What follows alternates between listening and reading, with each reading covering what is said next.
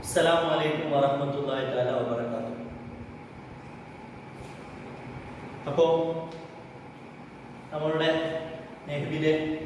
നെഹ്വുൽ വാദിഹിലെ അടുത്ത പാഠം മവാദിയു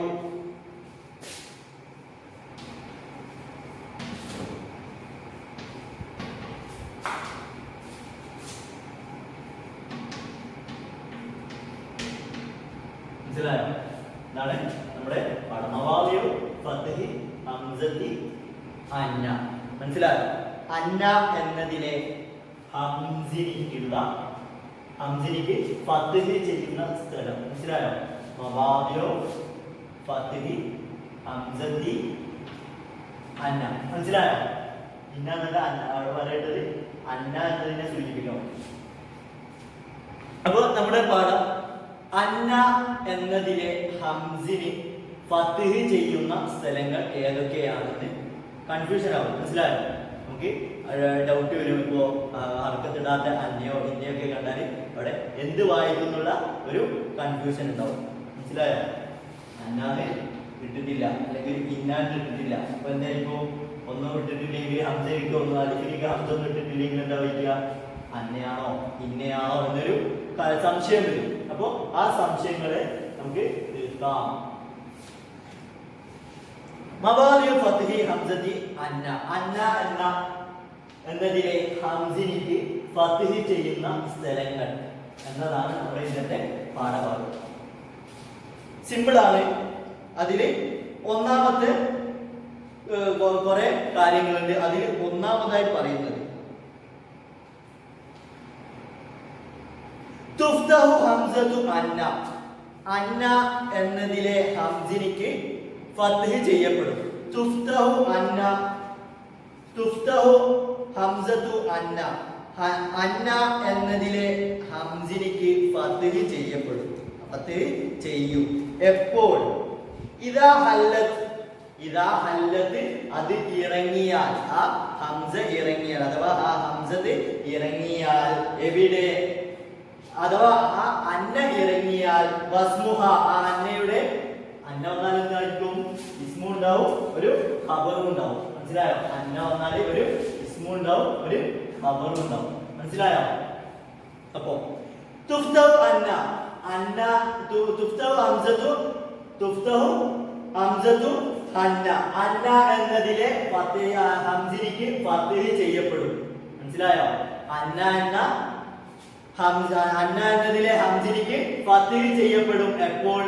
ഇദാ ഹല്ലത്ത് ഹിയ, ആ അന്ന ഇറങ്ങിയാൽ. മനസ്സിലായോ? അന്ന ഇറങ്ങി. വ ഇസ്മുഹ, ആ അന്നയുടെ ഇസ്മും ഇറങ്ങി. അന്ന ഇറങ്ങി, പിന്നെ അതിന്റെ ഇസ്മും ഇറങ്ങി.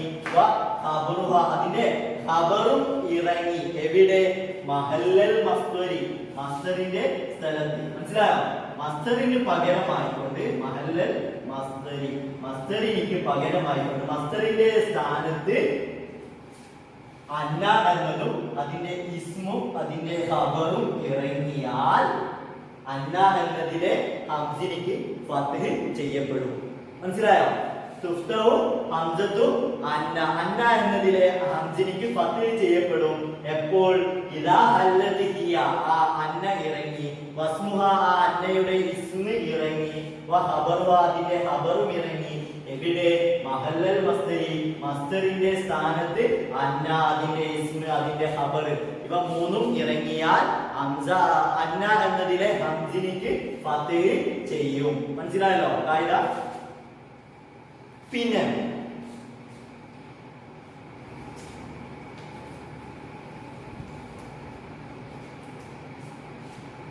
ഇനി ഉദാഹരണം നമുക്ക് നോക്കാം.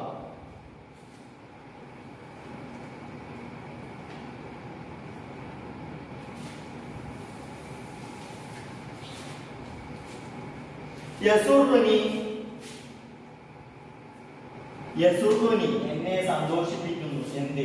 അന്നക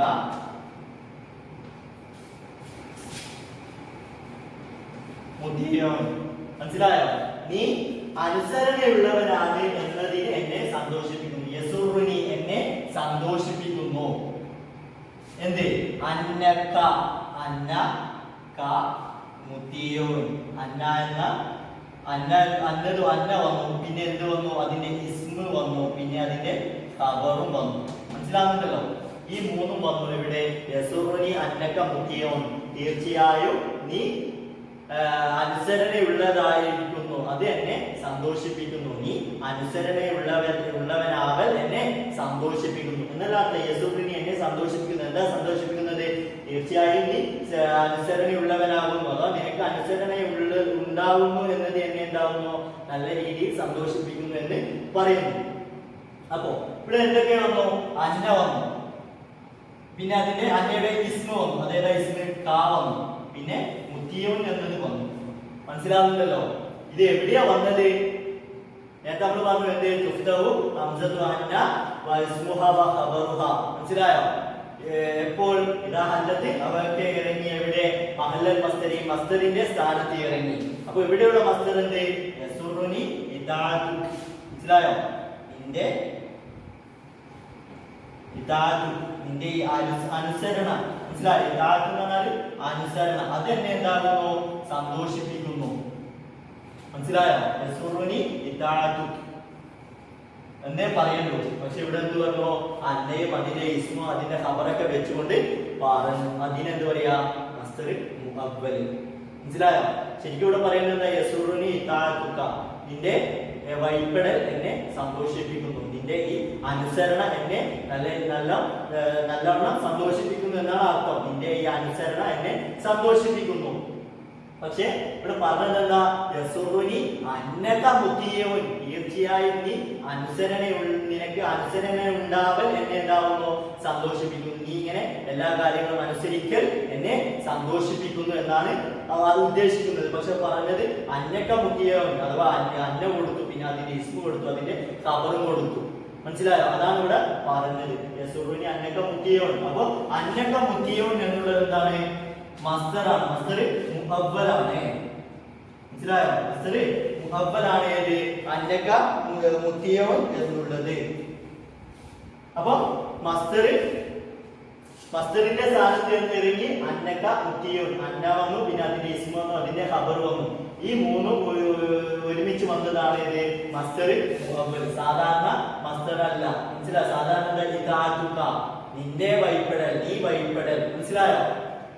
അതാണ് സാധാരണയുള്ള ഇതാഅത്ത് എന്നതിന്റെ ത്വാഅത്ത്, ഏത്? അത്വാഅ എന്നതിന്റെ മസ്ദർ. പക്ഷെ ഇവിടെ പറഞ്ഞത് അന്നക മുത്തിയൂൻ, ഇസ്മ അന്ന വെച്ചു, അതിന്റെ ഇസ്മ വെച്ചു, അതിന്റെ ഖബറും വെച്ചു. അങ്ങനെ വരുന്ന മസ്ദറിനെക്കാണ് എന്ത് പറയാ?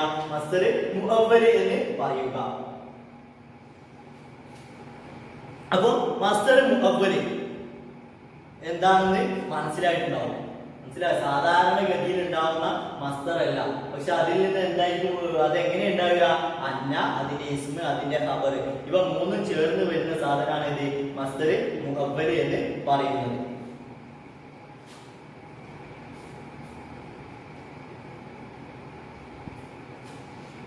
ഇനി മസ്ദർ മുഅവ്വൽ എപ്പോൾ ഉണ്ടാവുന്നു? അൽ മസ്ദറുൽ മുകവ്വനു, ഉണ്ടാക്കപ്പെടുന്ന മസ്ദർ. മനസ്സിലായോ?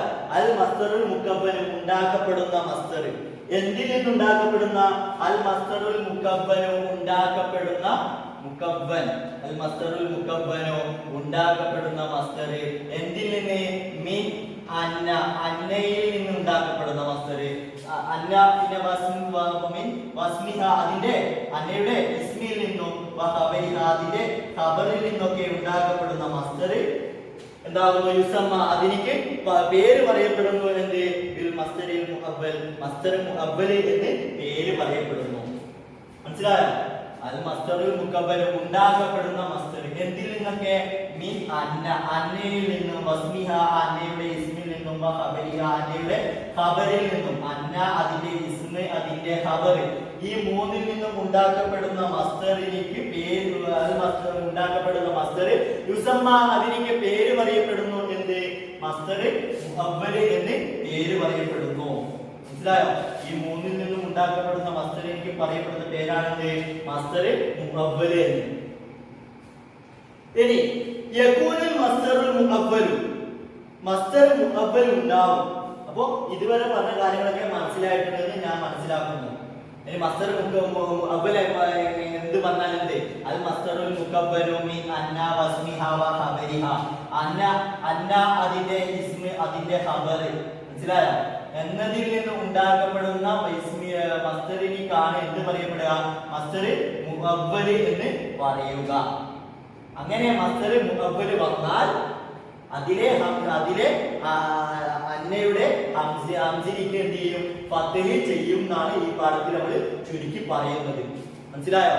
മസ്തർ മുഅവ്വൽ എന്താണെന്ന് പറഞ്ഞു. ഈ അന്ന അതിന്റെ ഇസ്മ അതിന്റെ ഖബർ, ഈ മൂന്നിൽ നിന്ന് കൂടി ചേരുന്ന സാധനമാണ് എന്ത്?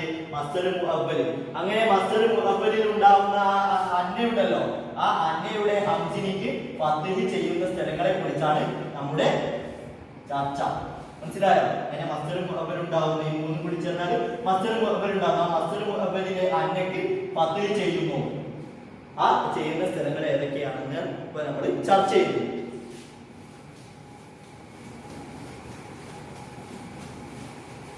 അപ്പൊ മസ്തർ മുഅവ്വൽ എന്താണെന്ന് മനസ്സിലായിട്ടുണ്ടാവും. ഈ അന്ന അതിന്റെ ഇസ്മ അതിന്റെ ഖബർ, ഈ മൂന്നിൽ നിന്നും കൂടി ചേരുന്ന മസ്തറിനെ കാണുന്നത് പറയാ മസ്തർ മുഅവ്വൽ എന്ന് പറയും. ഇനി യകൂനുൽ മസ്തറുൽ മുഅവ്വലു, ഇനി മസ്തർ മുഅവ്വൽ ആവും. മനസ്സിലായോ? മസ്തർ മുഅവ്വൽ ആകും. എന്താകും? ഫായിലൻ, അത് ഫായിലാകും. പിന്നെ എന്താകും? മഫ്ഊലൻ ബിഹി, മഫ്ഊൽ ബിഹി ആകും. പിന്നെ എന്താകും? നായിബ് ഫായിലാകും. മനസ്സിലായോ? പിന്നെ എന്താകും? മജ്റൂറൻ, ജാറും മജ്റൂർ ആയിരിക്കും. മനസ്സിലായോ? ഈ നാല് സാധനമായിരിക്കും ആയിട്ടായിരിക്കും എന്ത് വരിക? മസ്തർ മുഅവ്വൽ വരിക. മനസ്സിലായോ? യകൂനുൽ മസ്തറുൽ മുഅവ്വലു, മസ്തർ മുഅവ്വൽ ആകും.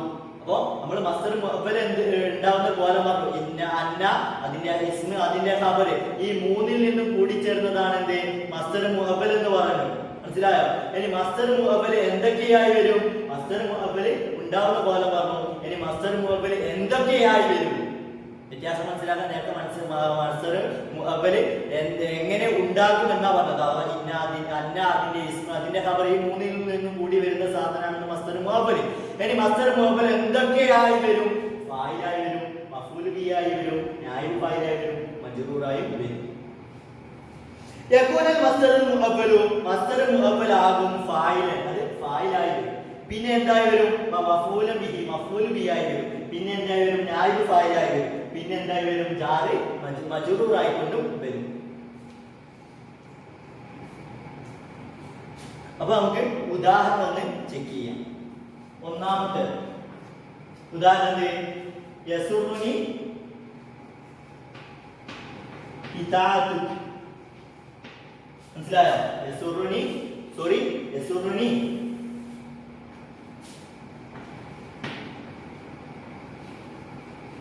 അന്നക മുത്തിയോൻ. യസുറുനി, അപ്പൊ ഇവിടെ ഇപ്പൊ നമ്മുടെ പാഠ ഉൾക്കൊള്ളുന്നുണ്ട് യസുറുനി. പിന്നെ ഇങ്ങനെ എഴുതി ഒന്നും അലിഫിനിക്ക് അർത്ഥത്തൊന്നും ഇട്ടിട്ടില്ല.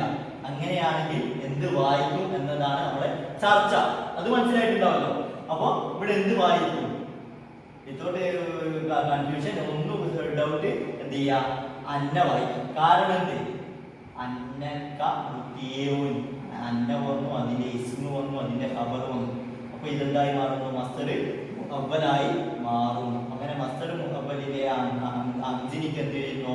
ഫത്ഹ് ചെയ്യുന്നു. മനസ്സിലായോ? അപ്പൊ അന്ന എന്ന് വായിക്കുന്നു. യസുറുനി അന്നക മുത്തിയോൻ, നീ ഭയപ്പെട്ട് എന്നെ എന്താകുന്നു? സന്തോഷിപ്പിക്കുന്നു. നീ അനുസരണയുള്ളവനാവൽ എന്നെ സന്തോഷിപ്പിക്കുന്നു. അഥവാ യസുറുനി ഇതാഅതു. മനസ്സിലായോ? എന്നെ സന്തോഷിപ്പിക്കുന്ന കാര്യം എന്താ? ഇതാഅതുക, നിന്റെ ഭയപ്പെടൽ. മനസ്സിലായോ? നീ എന്നെ ഭയപ്പെടൽ എന്നെ സന്തോഷിപ്പിക്കുന്നു. അപ്പൊ എന്നെ സന്തോഷിപ്പിക്കുന്ന കാര്യം എന്താ? ഇതാഅതുക, നിന്റെ ഭയപ്പെടൽ, നീ അനുസരണയുള്ളവനാവൽ. മനസ്സിലായോ? അതാണ്. അപ്പൊ ഇവിടെ എന്തായിരുന്നു? ഇതാഅതു, യസുറുനി ഇതാഅതു. മനസ്സിലായോ? നിന്റെ ഭയപ്പെടൽ. അപ്പൊ ആ നീ ഭയപ്പെടൽ എന്നത് എന്നെ സന്തോഷിപ്പിക്കുന്നു. അപ്പൊ എന്നെ സന്തോഷിപ്പിക്കുന്ന ഘടകം എന്ത്? ഇതാഅതുക. മനസ്സിലായോ? അപ്പൊ ഫായിലായി വന്നു ഏത്? മസ്തർ മുഅവ്വൽ. ഇനി രണ്ടാമത്തെ ഉദാഹരണം രണ്ടാമത്തെ ഫായിലിനുള്ള രണ്ടാമത്തെ ഉദാഹരണം യുബിലിമുനി എന്നെ വേദനിപ്പിക്കുന്നു. എന്ത്? അന്നൽ ഉബാറ. അന്നൽ ഉബാറ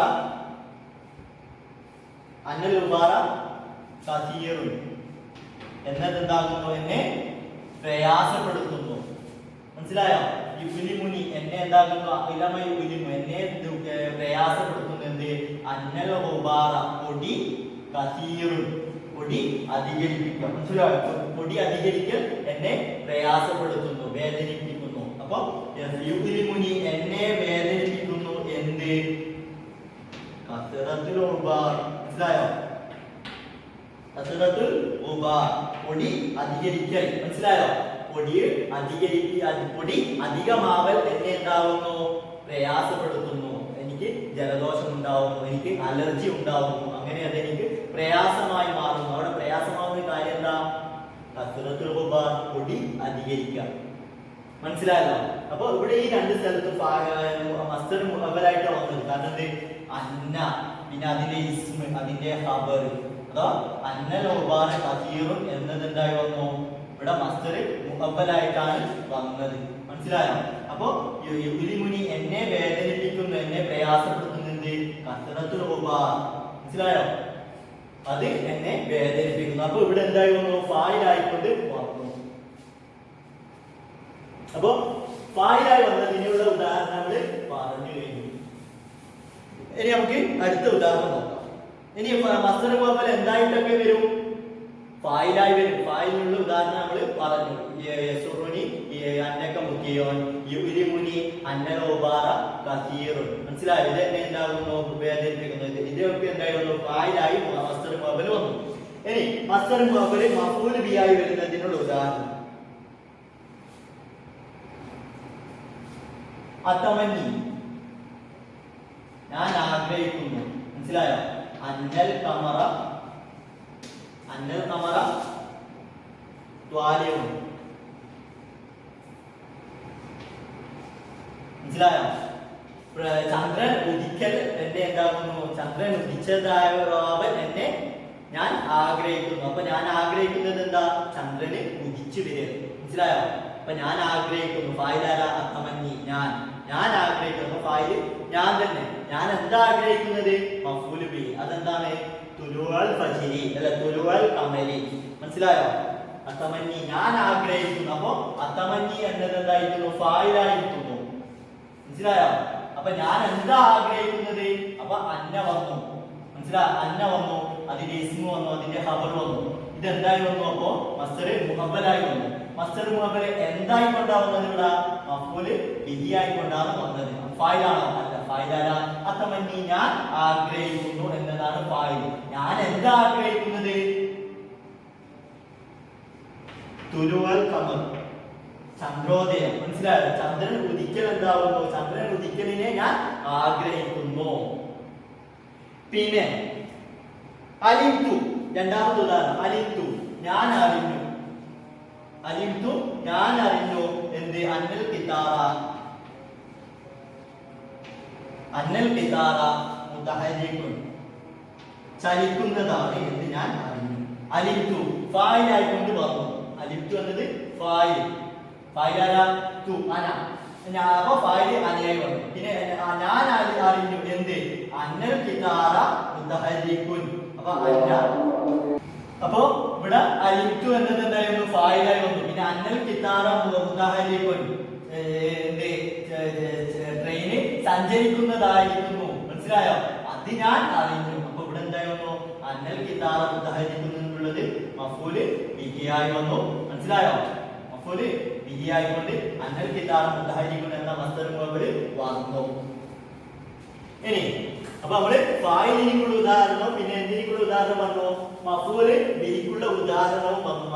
മസ്ദർ മുഅവ്വൽ രണ്ടെണ്ണമായി വരുന്നതിനുള്ള ഉദാഹരണങ്ങൾ പറഞ്ഞു. പിന്നെ മൂന്നാമത്തേത് നായിബ് ഫായിലായി വരുന്നത് നമ്മൾ പറഞ്ഞു. മൂന്നാമത്തെ ഉദാഹരണം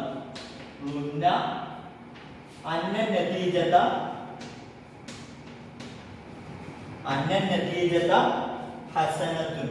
മനസ്സിലായോ?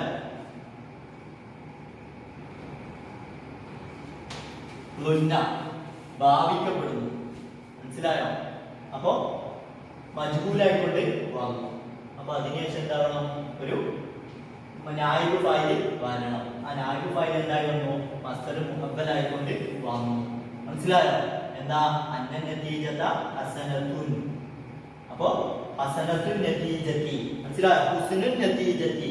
മനസ്സിലായോ? ഹുസ്നുൻ നതീജതി എന്നത് എന്തായി വന്നു? അതല്ലേ ലുന്ന ഭാവിക്കപ്പെടുന്നു, കരുതപ്പെടുന്നു. അന്നൻ നതീജത ഹസനത്തുൻ റിസൾട്ട് നന്നാവുമെന്ന് പ്രതീക്ഷിക്കപ്പെടുന്നു. മനസ്സിലായോ? പ്രതീക്ഷിക്കുന്നു. അപ്പോ എന്ത്?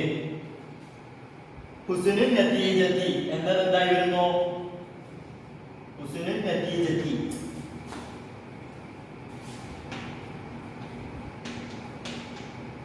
ഹുസ്നുൻ നതീജ.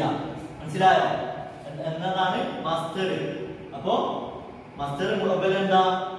അന്ന നതീജത ഹസനത്തുൻ. അത് അതുകൊണ്ട് ഉദ്ദേശിക്കുന്നത് എന്ത്? ഹുസ്നുൻ നതീജ, റിസൾട്ട് നന്നാവൽ. മനസ്സിലായോ? അപ്പോ റിസൾട്ട് നന്നാവുമെന്ന് കരുതുന്നു. അപ്പോ എന്തായി വന്നു? നായിബ് ഫായിലായിക്കൊണ്ട് മസ്ദർ മുഅവ്വൽ വന്നു. ഇനി അടുത്ത ഉദാഹരണത്തിൽ ഉരിഫ അന്ന സാരിക ജരീഉൻ. ഉരിഫ അറിയപ്പെടുന്നു. എന്ത്? അറിയപ്പെട്ടിരിക്കുന്നത് അന്ന സാരിക കള്ളൻ, ജരീഉൻ അവനെന്താണ്? നല്ല ധീരനാണ്. ജരീഉൻ എന്ന് പറഞ്ഞാൽ ധീരൻ. മനസ്സിലായോ?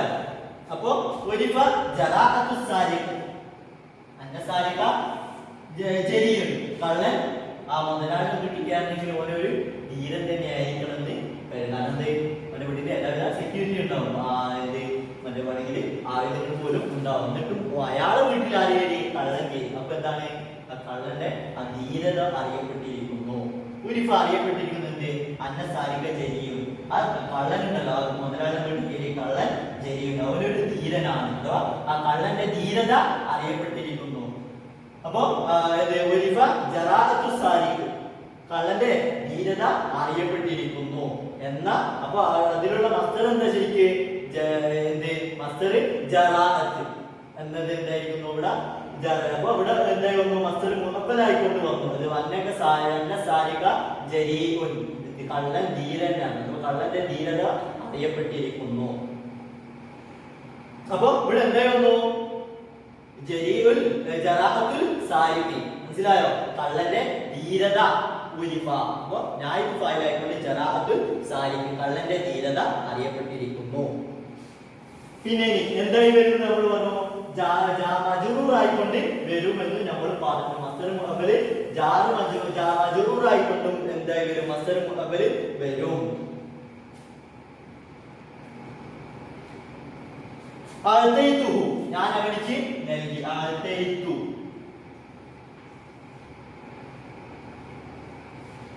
അഅതൈതുഹു ഞാൻ അവർക്ക് നൽകി. ലിഅന്നഹു തീർച്ചയായും അവൻ എന്താണ്? ഫഖീറുൻ അവനൊരു ദരിദ്രനാണ്. മനസ്സിലായോ? ആ ഒരു കാരണത്താൽ ഞാൻ അവർക്ക് നൽകി. മനസ്സിലായോ? ലിഅന്നഹു തീർച്ചയായും അവൻ എന്താണ്? ഫഖീറുൻ അവനൊരു മിസ്കീനാണ്, ഒരു ദരിദ്രനാണ്. മനസ്സിലായോ? പാവപ്പെട്ടവനാണ്. ആ ഒരു കാരണത്താൽ ഞാൻ അവർക്ക് നൽകി. മനസ്സിലായോ? അപ്പൊ ഇവിടെ എന്തായി വന്നു? ലീ വന്നു, ജാറ് വന്നു. അപ്പൊ ഇവിടെ എന്തായി വന്നു? ഇത് മജ്റൂറാണ്. മനസ്സിലായോ? മജ്റൂറാണ്. ഏത്? അന്നഹു മുതിയോൻ. അന്ന എന്ന ഇസ്മു, ഹു പിന്നെ ഖബറു. മനസ്സിലായോ? ഫായിലും ഇസ്മും പിന്നെ അതിന്റെ ഖബറൊക്കെ എന്തായിരുന്നു? മജ്റൂർ ആയിക്കൊണ്ട് വന്നു. മനസ്സിലായോ? പിന്നെ അപ്പൊ ഇവിടെ എന്താണ്? അഅതൈതുഹു ഞാൻ അവനിക്ക് നൽകി. എന്ത് കാരണത്താൽ? ലിഫഖിരിഹി അവന്റെ ആ ദാരിദ്ര്യം കൊണ്ടാണ് ഞാൻ അവനിക്ക് നൽകിയത് എന്നർത്ഥം. മനസ്സിലായോ? അഅതൈതു ഞാൻ അവനിക്ക് നൽകി. എന്ത് കാരണം? ലിഫഖിരിഹി അവന്റെ ദാരിദ്ര്യം കൊണ്ട്, അവന്റെ പോവർട്ടി കൊണ്ട് ഞാൻ എന്ത് ചെയ്തു? അവനിക്ക് കൊടുത്തു. അവന്റെ കോലം കണ്ടിട്ട് ഞാൻ എന്ത് ചെയ്തു? അവനിക്ക് കൊടുത്തു. മനസ്സിലായോ? അപ്പൊ ഇവിടെ എന്തായി വന്നു? മജ്റൂർ ആയിക്കൊണ്ട് വന്നു മസ്ദർ മുഅവ്വൽ. പിന്നെ രണ്ടാമത്തെ ഉദാഹരണം ലാ ശക്ക സംശയമില്ല, നിസ്സംശയം. എന്തിൽ? ഒരു സംശയമില്ല. ഈ അന്നൽ അദബ ലാ ശക്ക സംശയമില്ല. മനസ്സിലായോ? സംശയത്തിനൊരു വകുപ്പുമില്ല. എന്തിൽ? ലാ ശക്ക ഫി അന്ന ഇന്നല്ല, ലാ ശക്ക ഫി അന്നൽ അദബ, ലാ ശക്ക അന്നൽ അദബ വാജിബുൻ, അദബ് മര്യാദ, അച്ചടക്കം. മനസ്സിലായോ? അച്ചടക്കം നിർബന്ധമാണെന്നതിൽ ആർക്കും ഒരു സംശയമില്ല.